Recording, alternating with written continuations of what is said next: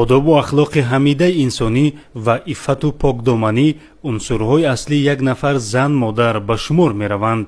ҳеҷ гоҳ занону модарони бомаърифат орӣ аз ахлоқу одоб набудаанд, вале боиси таассуф аст ки имрӯзҳо бо надонистани фарҳангу маданияти истифодабарии шабакаҳои иҷтимоӣ баъзе аз шаҳрвандон, махсусан занону духтарон, ба нашри наворҳои дорои алфози қабеҳ ва иҷрои амалҳои нангину шармовар машғуланд.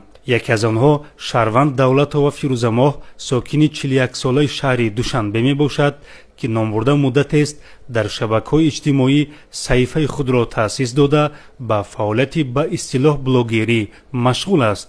номбурда мунтазам зимни пахши мустақим амалҳои ба иффату покдомании зан модар иснодоварандаро иҷро намуда, ҳамзамон бо вайрон намудани қоидаҳои забони адабӣ ва алфози қабеҳ наворҳоро нашр мекард. гарчанде қаблан чанд маротиба аз ҷониби кормандони милитсия ҷиҳати такрор накардани ин амалҳо ва ислоҳ намудани кирдорҳояш огоҳонида шуда буд, вале аз ин амали нангин даст накашидааст. вобаста ба ин нисбати Давлатова Фирӯза протоколи ҳуқуқвайронкунии маъмурӣ тартиб дода шуда, бо қарори суд нисбаташ ҷазо дар намуди ҳабси маъмурӣ ба муҳлати 7 шабона рӯз таъин карда шуд.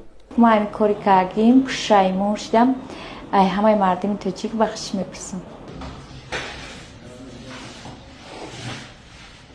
ҳамзамон номбурда дар ин муддат ба корҳои манфиатноки ҷамъиятӣ ва тамизкорӣ сафарбар карда шуд.